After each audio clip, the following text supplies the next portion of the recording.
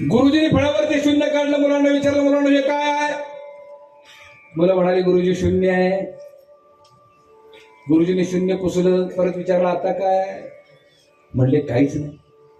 परत गुरुजींनी फळावरती गोल काढला, मुलांना विचारलं, मुलांना हे काय आहे? म्हणजे शून्य आहे. पुन्हा पुसलं, विचारलं हे काय? काहीच नाही. अरे बाळानो, शून्याची किंमत काय आहे?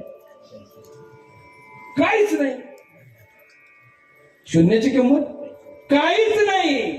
तेच लक्षात ठेवा बाळानो, काहीच नाही लक्षात येण्यासाठी हे गोल काढलेलं आहे.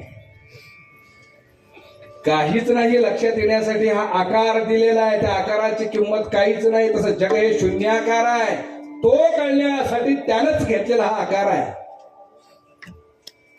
अर्थ कळला का? त्यानंच घेतलेला आकार आहे.